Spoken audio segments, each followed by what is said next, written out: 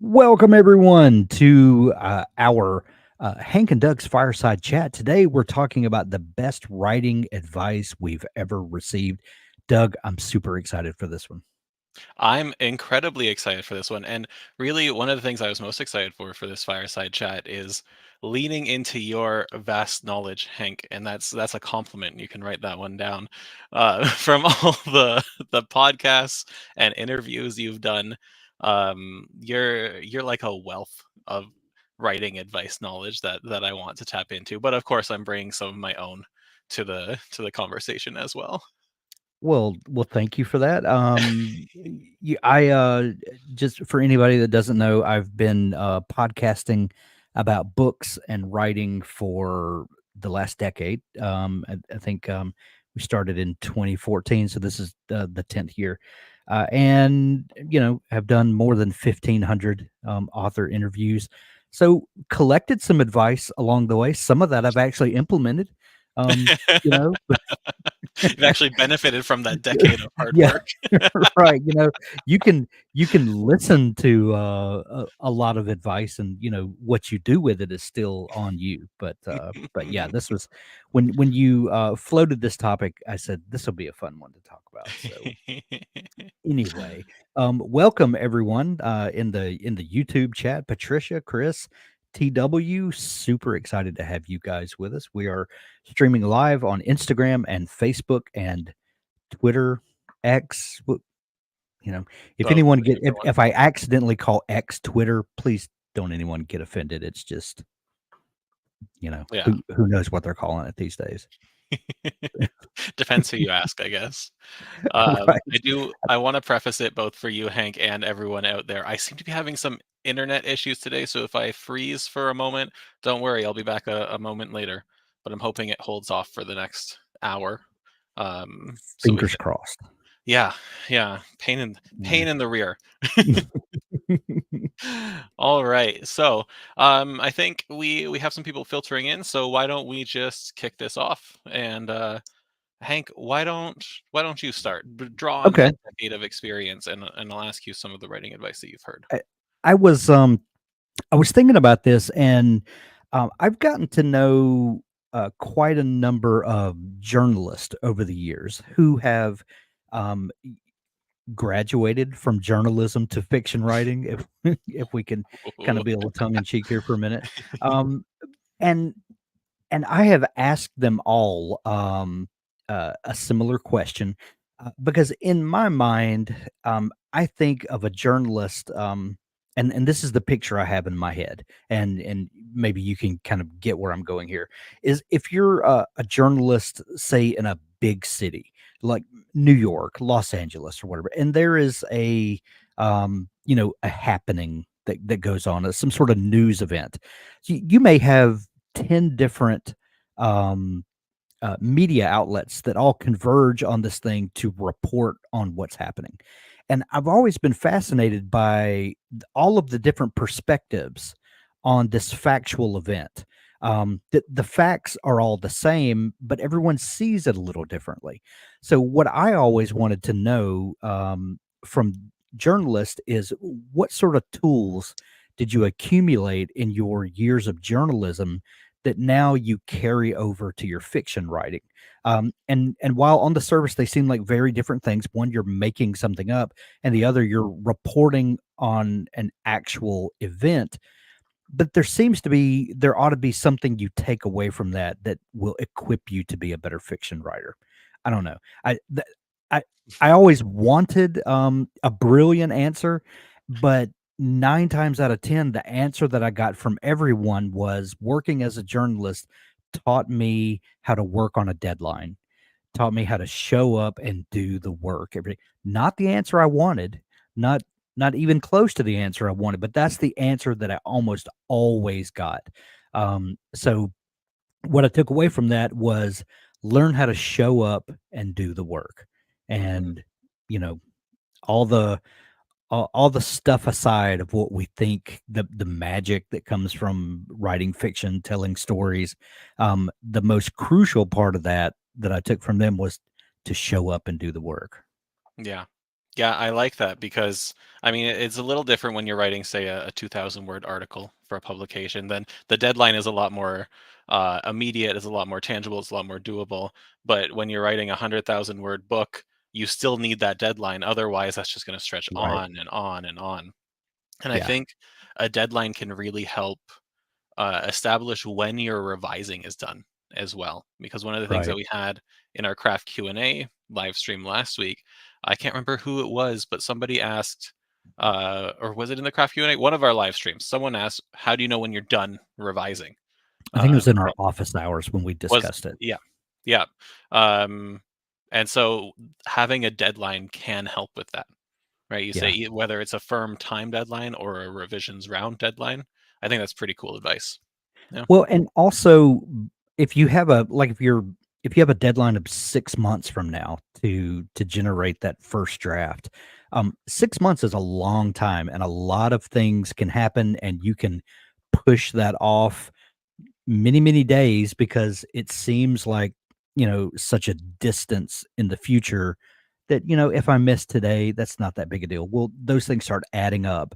And I would even say, if you're talking about writing a 100,000 word draft, maybe break that up into smaller deadlines. Mhm. I need to have the first act finished by, the 15th of next month, or Mhm. things like that. So that you can check those off. Um, because I'm the kind of person that has to break things up into attainable, um, my wife would make fun of me, or kind of tease me when I would do any kind of chores around the house. If I'm washing dishes, I'm going to separate everything into, Mhm. we wash glasses first, and then plates, and then it's just it's a way that I have to break things into attainable goals to Mhm. kind of work at this. So that's a piece of advice I would share. Set Yeah. goals and then break those into attainable things that you can check off the list. Yeah, especially when it's something so big, right? Right. Like that makes it less daunting, and it gives you more of a sense of achievement as you work Right. your way through it. I will say too, as a, shameless plug, because I have to get them in there every now and then, when you're setting a goal in Dabble, something that we like to suggest is going to the very end of your deadline and plugging in a couple days off, just like a week's worth of days off, to account Right. for that 6 month span where you have a surprise day off that you weren't banking on. That can really help. That's actually a I great do. idea. Right there. See, I'm Yeah. even helping Hank out today. Add this to your decades worth of advice. Before I list one of my pieces here, I just wanted to say hi to Ilsa in the chat there. I love seeing everyone coming back and visiting us every time we go Yeah. live. It's fantastic. Um, so I really had to dig deep because I haven't had a podcast interviewing authors for so long. So I had to think back about what changed my life. Hank, I'm just throwing throwing all the digs Just your way. It's not even a zing. dig. That's a really cool experience. Um, One of the things though, that it wasn't even like another author or an editor giving me this advice. This is something I learned through a review that I got for my book, but it's just understand your genre. And when I say that, it's a review that wasn't happy that I gave a certain vulnerability to a certain character in my story. And in my mind, from a storycraft perspective, it and like this person doesn't know what they're talking about. You need weaknesses, right? I don't want to write about Superman, but I had to take it from their perspective and be like, okay, they're reading this story about these superhuman people. They don't expect certain weaknesses to affect this person. They're going into it with this expectation that things will be one way. And if I want to write for particular people, I need to understand their perspective. So that's a kind of convoluted way of going about it, but understand your genre helps with stuff like that, but it also helps with marketing, it helps with pacing, it helps with story structure, Right. character development, and the homework is just read. Just read a lot. Yeah, absolutely. I've got a piece that I'll kind of tag onto yours, and this was something that I um uh learned from Jim Butcher, I believe it was one of the handful of times that Jim has been on the podcast. Mhm. Um he said, be consistent whether that is in the world that you create or characters that you create. If you're dealing with a fantasy world and there's something specific about this world that sets it apart from our world, Mhm, be consistent with the rules that you create, or be consistent with the rules for your character that you create. So Harry Dresden, for instance, um, may behave a certain way, and later in the book, you don't want him responding in a way that is out of character.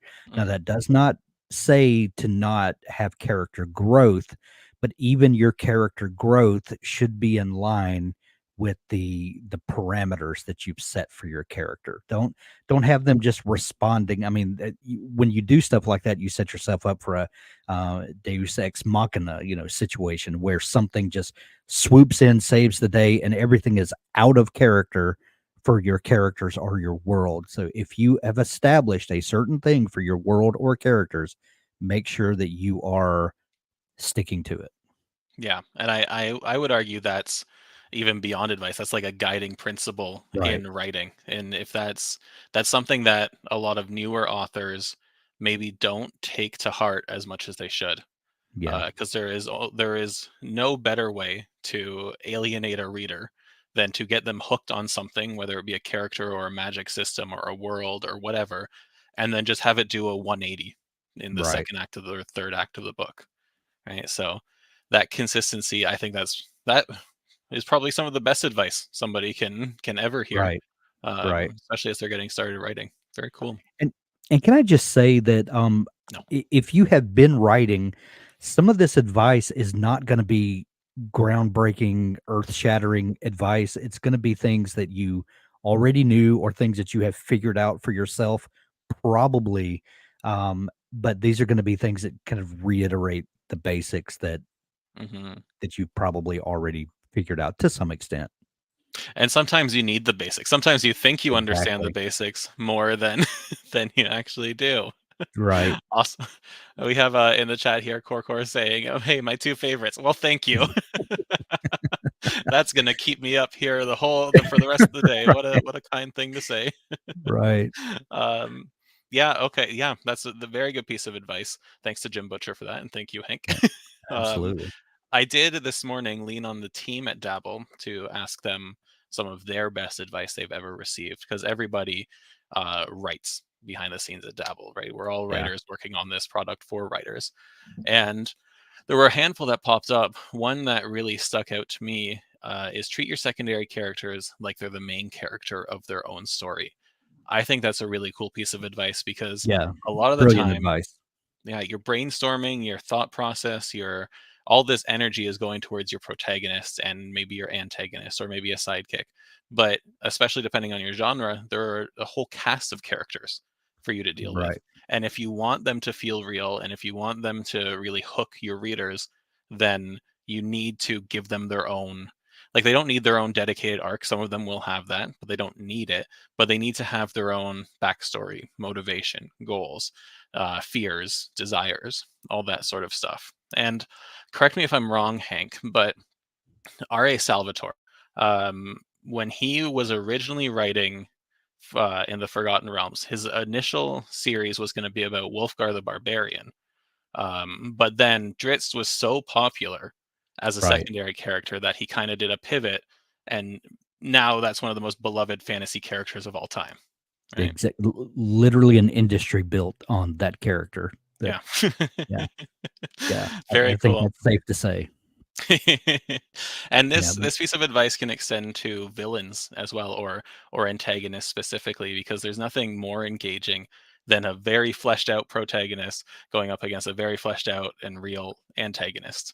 And that right. back and forth will be extremely compelling for your When readers. and to tag off of what you said and what Alicia originally said, was that, make your subsequent characters, heroes of their own story or, Mhm, protagonists of their own story. That keeps you from having mustache twirling, antagonists, mhm. where, um, this is a story we all heard when we were 3 or 4, that keeps the story engaging and, and keeps it from your characters from being one dimensional. Mhm. Yeah, because the villain or the antagonist should believe that they're doing the right thing. Even if they Right, know what they're doing is wrong, they should have a motivation and a backstory to inform that motivation that's so compelling that they want to do this. right, Right? No one wants to destroy the world just for the sake of destroying the world, or if they do, that's not an interesting character. So, right, right. yeah. Or it's more terrifying. I don't know. You True, decide. right? Yeah, There are those instances where it's just completely separated from society, psychopathic character. That can be scary, right? right. But that very specific time and place for that, I think, and you have Yeah. to treat that with some meticulous care if you want it Well, to succeed. and you can argue that there's probably a great story behind why that antagonist came to that worldview. Yep, Very few people are just born just not caring, you yep, know? yeah, exactly. Yeah. All right, do you have another one for us, Hank? Um, this was one, that, that Diana Gabaldon, the author of Outlander, told me one time. Don't fear the subplots. When she began writing Outlander, she had the idea: what if someone from 20th century England, all of a sudden wound up 200 years in the past, and what would happen? So you begin with the premise, and then, as you're kind of figuring out the characters who are populating this world and this plot device, then all of a sudden there are other tertiary characters that come in, and they have their own motivations and they have their own, life struggles, and all of a sudden those become subplots that you can then mine for other information to fill out your world, to spin off more stories, to make your book more engaging. So basically, what she was saying is, once you've kind of established your plot, your world, your main characters, then look around to see what else is going on, and then figure out how that can inform what you're doing, or look for the potential to bring in other elements, or maybe even spin-offs, or that sort of thing. So uh, don't fear the subplots. Yeah, no, and I think I view this through a fantasy author lens, and fantasy is just rife with subplots, right? Like it Yeah. is, you can't. It's tough to have a grand fantasy world. I'd argue almost impossible without subplots, and I think Right. the same can be said for sci-fi. And I mean, every genre has room for them, but from my writing perspective, subplots are a key ingredient to a successful story. Right. And that's especially true if you're writing a series, for example. It not only gives you more room for character development, but it allows your reader to explore the world more and explore your characters more, and just breaks up the monotony of a clear, plot trajectory. So Right. I like that. Very cool. Yeah. All right. I will say, before I drop another nugget of wisdom from my writing experience, if you're watching this and have a piece of advice that you've been given that really sticks out for your writing, feel free to drop it in the chat. We'd love to see it. Um, Another piece that I have here, let me see. Go at your own pace. And this is this is a piece of advice I think I should have taken to heart a lot a lot sooner than I did. Um, because I think we get hung up on looking at the greats and the bestsellers and people who have the privilege of writing full time for a career, and think that we need to keep up with them. That if we're Right. not writing 6 pages a day or 10,000 words a week or whatever, then we're not doing it right. But that can be a goal. That shouldn't be your here and now if that doesn't work for you. So Right. I think writing at your own pace will give you the opportunity to strengthen yourself as a writer, to find your voice and get your momentum, and then maybe one day you can write at the pace that we all want to write at, so we get 10 books done a year or something. Right. Right. Um, the next thing I have written down, Doug, is from the late great Anne Rice, the Interview with the Vampire author. Hmm. She told me a story about, in the beginning of her writing career, she wanted to write this book about a vampire and, set in her native New Orleans and, um, the legends that build up around these people in the part of the country where she was from, and she had a passion for this story that she wanted to tell, and everyone told her that vampires will never sell, that no one is interested in those, and and this might be a little, piece of spicy advice, because in today's, writer economy, we talk a lot about writing to market and market research and find out what's selling and make sure that there's an audience there for what you want to write, and I think all of that is valid advice, especially if you're looking at it through the lens of being an independent business owner, which if you're an indie author especially, you are an independent business owner, whether you like it or not. You have to change those hats and do different kinds of work along the way. So all of that is valid, but also according to Anne, you have to write what you're passionate about Mhm. and you have to love what you're writing.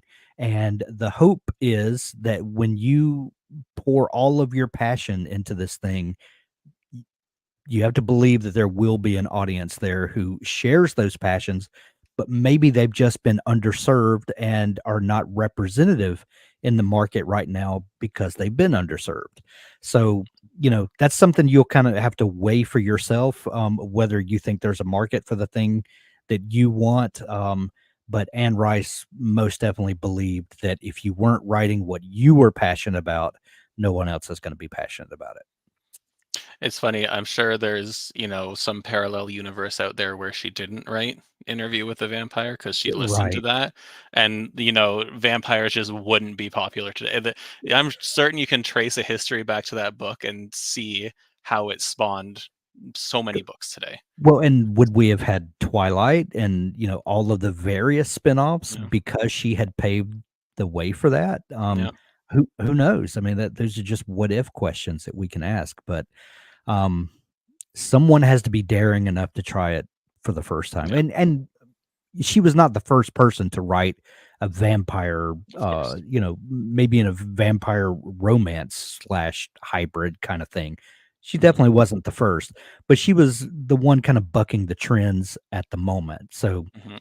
take that advice and do with it what you feel is appropriate. But that was something she was very passionate about.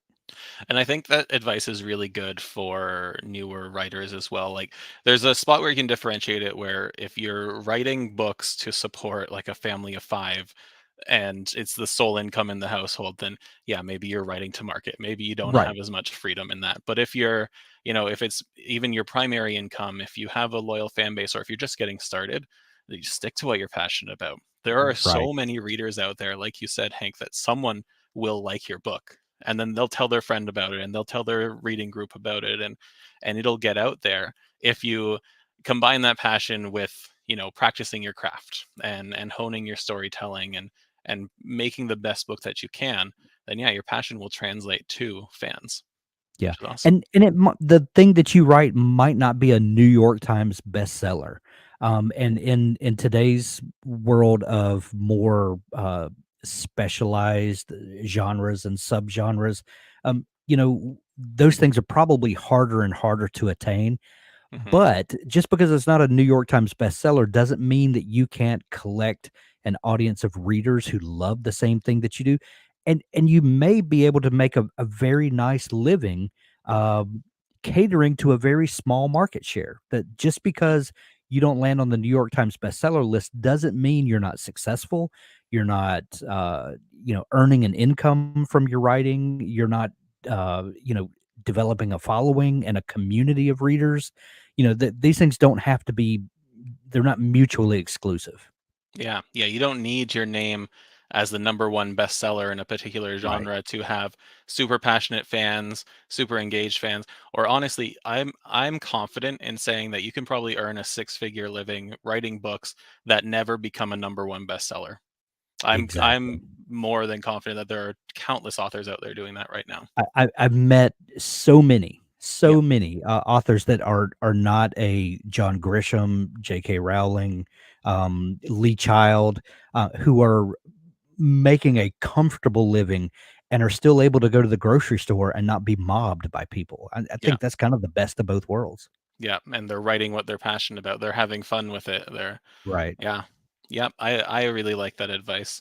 Hank, you're Yeah. like, it's 5 for 5 now. You're killing it. Just For those that don't get to peek behind the scenes, Hank and I go back and forth with our sass and our snark all the time. So this is all in this great is so fun, much fun all in for us. great fun. Yes, of course. I'm gonna go back to the Dabbler team again and pick another piece of advice.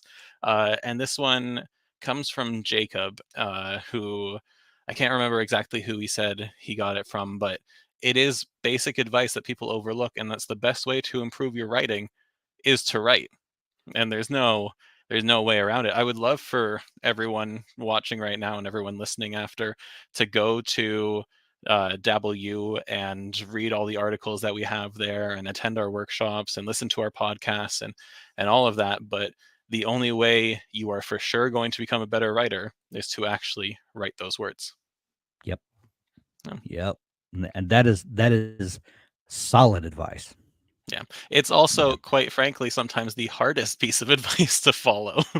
Getting your butt in that chair Exactly. and writing those words can be extremely difficult some days. Yep. Yeah. And if you are in listening right now or watching after, and you do struggle with that, I'd say go check out our YouTube channel for the workshop we hosted the first week of this month, for some tips on getting that done. But you know, Yep. it is still, I think, the one of the best pieces of advice you can listen to. Just write. Yep. We have TW in the chat says, "Do these authors have agents? The ones making a decent living from writing." Hank, I'll Some let do. you start with that. Yeah, Yeah. I was just gonna say that some do, but some don't. I think a lot of indie authors who look at their, writing and publishing as a business, do not have agents. They do it all, and most of them that I know are one-person business, that they kind of wear all the hats, and they do perfectly fine. A lot of, folks that I'm, kind of discovering more and more. The first author that comes to mind is Lucy Score, who is huge in the romance genre. She has incorporated all of her family members at one point or another into her author business. It started with her husband, and then she brought on her brother, who handles all of her audiobook production. And I think she does have an agent now because one of her series, um, that she had indie published got picked up by a big five traditional publisher, and then she needed an agent to help her kind of navigate all those contracts and all of the legalities around that. But she did not need an agent to help her sell that series. They came to her. She needed Mhm. an agent to help navigate all of the contractual stuff. The So legalese. your question, do they have an agent? Sometimes.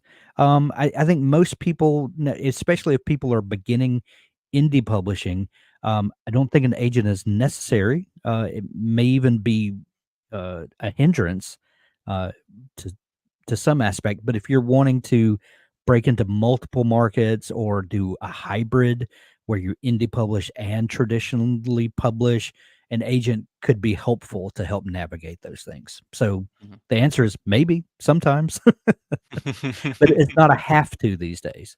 Yeah. Depends on what you want to get out of your publishing career. Yeah. Yeah, that might.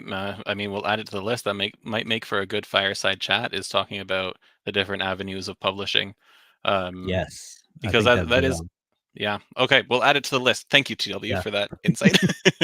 yeah, um, but yeah, I don't think anyone should think that there's any kind of gatekeeper or anything standing in the way of their success when admittedly some of it comes down to luck, but a lot of it can come down to just being willing to write the words and willing to put in the work and learn right, what it takes to be an author. yeah, Okay. yeah, And one of those things is joining us here. So yes, everyone's off to a great start. absolutely. I can't remember whose turn it is, Hank, for sharing. I'll go again. I've got a Okay. list of things here.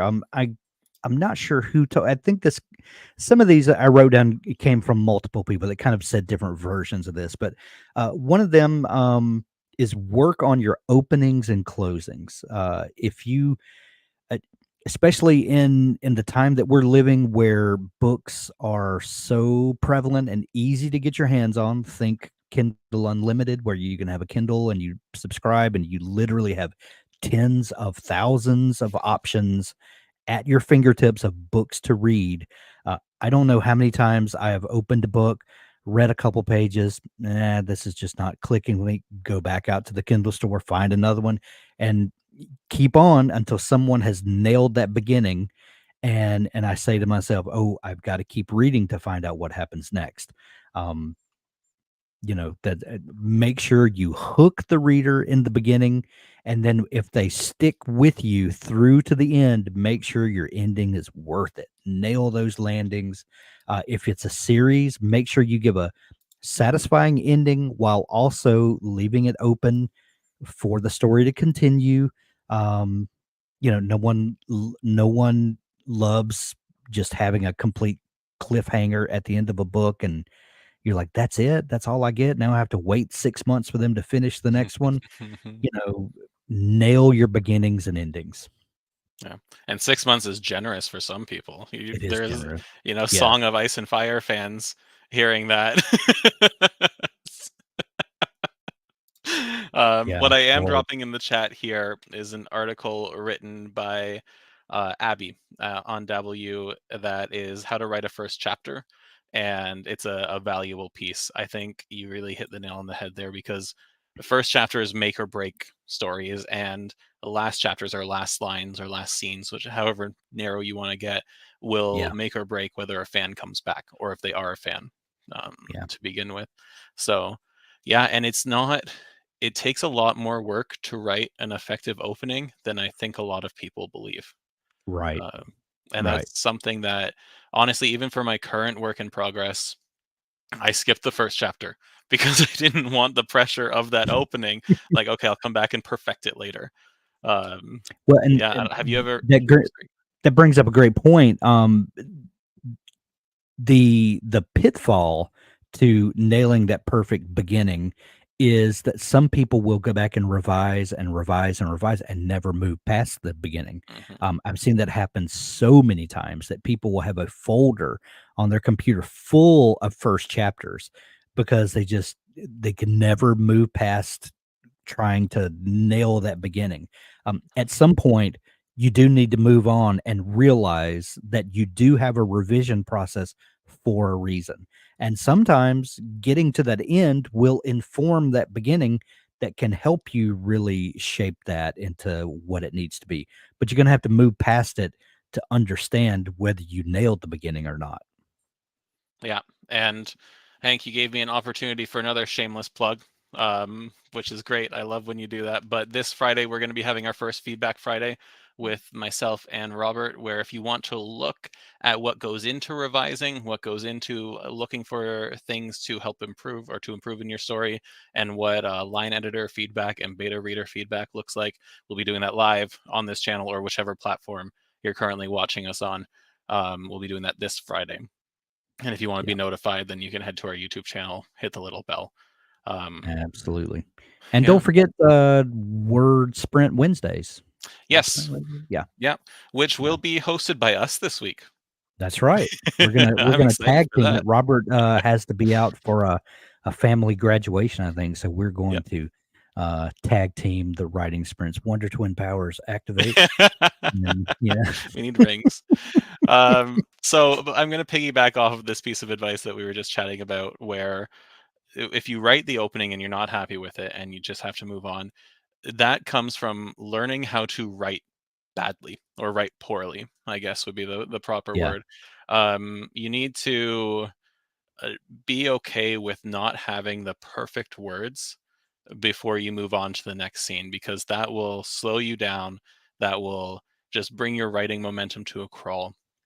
And you run the risk of not making any progress. Now, that doesn't mean you can't loop back and fix things up. That doesn't mean that you can't fix typos if you see the little squiggly red line underneath them. but there's a time and a place for that. And I think if you can teach yourself to be more okay with writing not your best work at the moment, then Right. schedule time to go back and fix it. Don't take that away from your writing time. Yeah. And I'll just say this, speaking of the little squiggly red line, um, if you're in Dabble, on the far right-hand sidebar, there's a little eye icon, and if you choose that, you can turn on or off spell checking and style and grammar checking, and a lot of times, if I'm first drafting, I'll turn all that off, Hmm. so that I don't see those things, which will get me out of the flow because I'm a little neurotic. If I see the little squiggly lines, I have to stop and go back and fix it.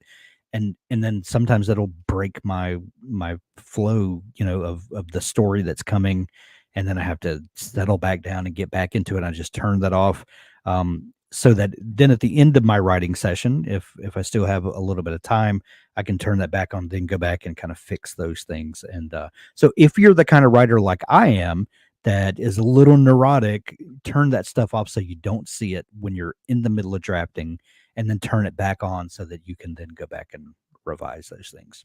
Yeah.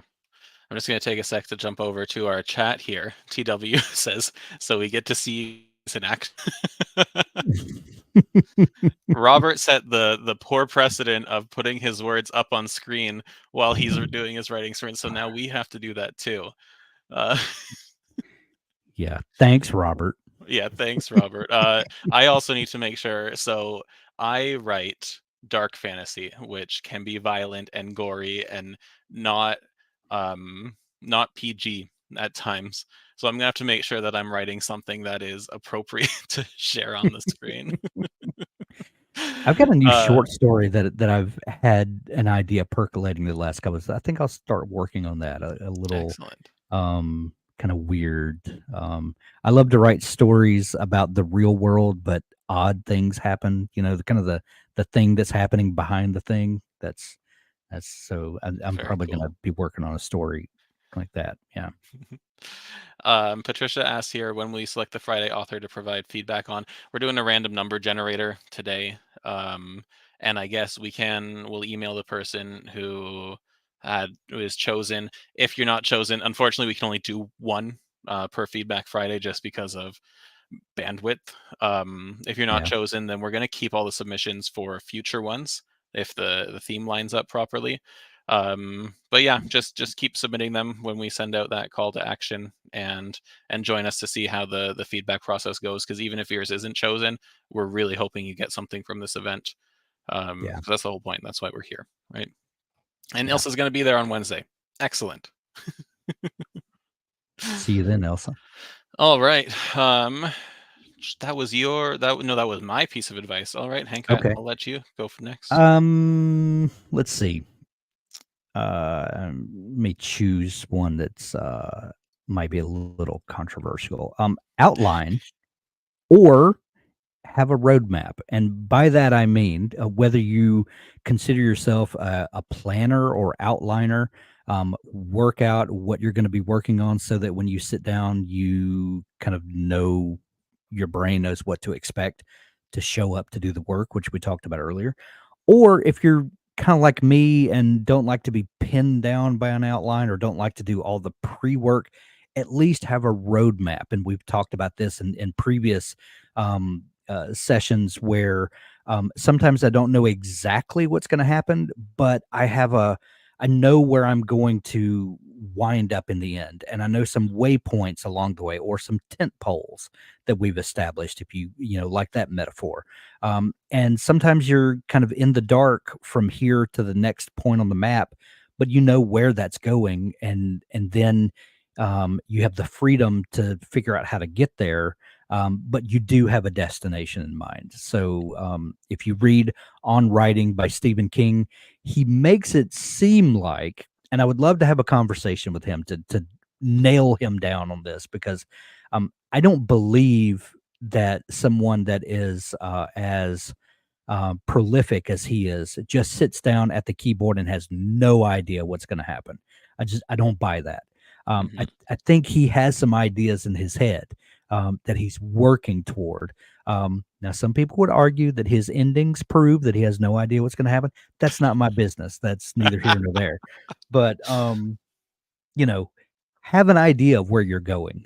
When you sit down to write, don't sit down completely clueless, unless you feel inspired in some way that maybe you don't know where you're going, but you have some things you want to work on. I guess what I'm saying is when you sit down to write, have a purpose in mind, even if Mhm. it's not exactly detailed out. Understand that there's a purpose to your writing session. Yeah. Yeah, and I think I'm sure someone's gonna watch this and say, "Oh, I'm the most hardcore pantser you've ever seen, and I don't even think about the name of my character or what their, hair color is before I sit down, and I just write the whole book without doing anything." But Yeah, sure, I guess if that works for you, but the right, only way you can get to that point and be confident that that works for you is by working your way there, right? I'd argue nobody can just completely pants a book without having ever written or outlined or at least tent-poled that that path beforehand. right, right, And even if you can, I don't like you're not going to get in trouble for outlining the major story beats of your right, manuscript right. before you write it. It's only going to help you.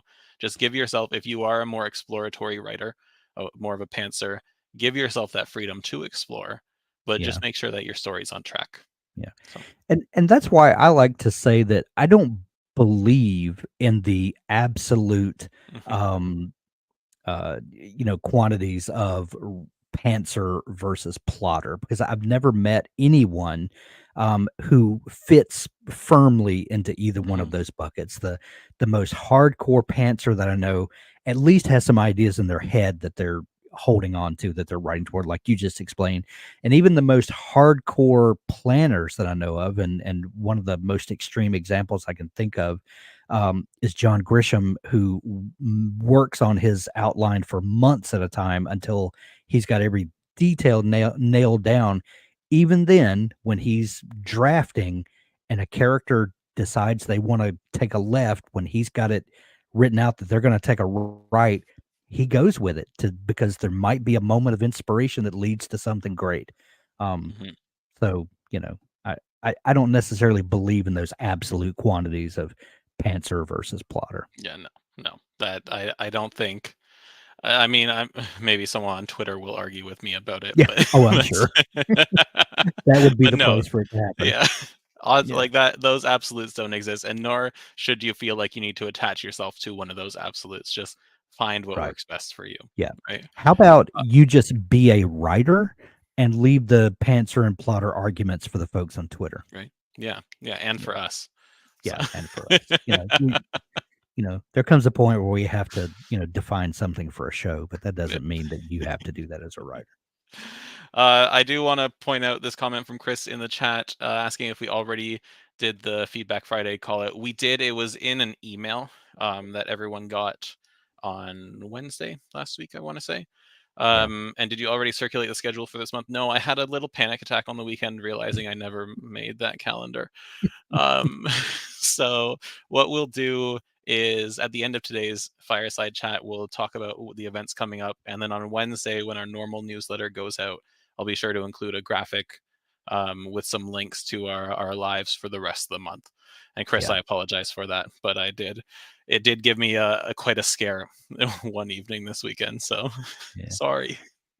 And with all newsletters, know if you didn't receive it, be sure to check your spam folder because Yeah, while we can craft newsletters in a way that tries to dodge the spam filter, sometimes stuff just gets caught up. And if yeah, you think that you've signed up and you didn't receive it, go check and just make sure your email program didn't snag it yeah. It when it can shouldn't also have. hide in those, subfolders like updates in Gmail Right. is my default one for newsletters like that. And if you're still struggling with it, then you can just go and fill out the form on Dabble's homepage there for signing up for the newsletter, Right. or reach out to our support and we'll get it figured out. Um, Yeah. I say that when our support folks can't hear me because they're like, stop sending people to us. um, All right. Let's see. We have 15 minutes left. I think, Hank, if since I just volunteered us to talk about the events coming up at the end of this, let's I want us each to give our own piece of advice to anyone Okay. that's listening here. And I'll start because I think it kind of piggybacks off of what we were just chatting about. Oh Okay. no. Alicia just said I can hear you. Alicia, I only send them to the support because I know our support is fantastic. That's hilarious. The Alicia best. is one of the Dabble team. She's responsible for all the development behind, well, not, for a lot of the development behind the scenes, and helps people when it's a complex port issue. Alicia, we appreciate you. There's all right. So my piece of advice for that I'd like folks to take away is that there's no right way. Um, and I even put "right" in quotes and spelled it like writing. But there's no right way to be an author or to write your book. It is a very individual process. It's a very expressive process, and it's a very artistic process. So the only right way, I guess, is the way that works best for you. And a lot of times that's going to require your own exploration. It's going to require doing things that end up being frustrating or that feel like they're failures, but really they're learning experiences in disguise. There's like you'll find the way that works best for you. I think I just cut out there, but I You think did the for just a the second, but sentiment you're is back. there. Yeah, Yeah, I absolutely. don't know, Hank, how did you like do you have your own process for writing now, and how'd you get there? I do have my own process, and I think I've talked a little bit here and there. I'm not a hardcore planner, but I do. Uh, I know where I'm going. I know how my story's going to end. I usually have a very good idea of how it's going to begin, and I have tent poles that I Mhm, know. And I like to establish those, kind of jot those down in the Dabble plot grid. I have uh, items there, and then I kind of like to figure out how I'm going to get there, and that allows me to know where I'm going, and gives me an idea of each point in the writing process. I know that I have certain goals that I need to hit, but then gives me the freedom in my chaotic mind to feel like that I'm completely free to sit down and see what happens. So it's kind of controlled chaos with inside a chain link fence. That's I have mhm. boundaries that keep me safe, but I can kind of run around and do what I want to within those boundaries. I like that. My process is very nebulous. I feel like, especially lately, I'm experimenting with a lot of different things to try and really nail Yeah. down what I like best, and I love my writing sprints in the mornings. I love dedicating my time to that, but I also, as we mentioned in the workshop at the beginning of the month, I've started just using my phone more when I have opportunities to write. I'm trying to take advantage of those more to get those bonus words in, and the 200 or 400 words that I can get in when sitting waiting for someone, they really add up after a while, right? So Yeah. it is like I said, there's no right way, but just find your own way and figure out what works best for you. And Hank, what is your piece of advice for the folks to take So away? I wrote down a couple here at the end, and I'm trying to decide which one. W- the number one piece of advice that I could think of is enjoy the writing. Your writers can tell if you're not having fun. Um, especially if you're writing genre fiction, if you're writing a memoir and you're dealing with a very heavy point in life and the point of the writing is not to have fun, obviously that doesn't pertain here. But, if you're writing a mystery, thriller, fantasy, sci-fi, you should be having fun when you write that. And I think your readers will be able to tell if you're not having fun because they're not gonna have fun. It's kind of like, if you've ever worked, at retail or something and people say, "When you answer the phone, put a smile on your face because the people on the other end can tell if you're smiling or not." Mhm. Um, Same kinda thing. The reader on the other end can tell if you as the writer were enjoying yourself or if this is just you're just doing it to say that you did it. And the other thing that I'll say, and because I couldn't decide on just one, was show, not tell, except for when you don't. Sometimes there's a time to tell the reader something, um, and sometimes there's not. So Yeah, figure out for yourself which is the appropriate way. I guess all that to say there are certain rules to writing, and sometimes there's a time to just break those rules and do something different. And sometimes that's where the magic happens. yeah, yeah. I like that first one a lot. I like them both a lot, Hank. I've Yeah. liked all your advice today, don't get me wrong. But the the first one you said there, I had this moment where I told my wife, my, impromptu critique partner, that I didn't like the way a scene was sounding. Like from a technical point of view, I think the writing was fine, but it almost felt clinical to me and it didn't Mm, have like my voice to it, and I was agonizing over it. I think that's really what it boiled down to. I wasn't having fun with that scene. I thought, hey, I have to hit this beat or it's not going to be a successful scene. And so I went back, I changed it, I adopted more of my own style into it, and I'm much happier with it now. And thus I think the readers will be much happier with it when it comes out. Um, I love that. I love it. By the way, Ilsa says, I like your controlled chaos, Hank. I found out that works best for me too. Hey, high five. How about that? And Chris says she probably just missed the email. Yeah, there will be more Feedback Friday sessions where just keep an eye on your inbox for those submissions. And no stress about the calendar. I just like your events, so I don't want to miss them. That is fantastic. Oh, I Um, love that I high fived and now my camera is Now out of you're all out focus. of focus. I, Oh man, can you believe that happened? there we go. You're back. Oh, Oh well.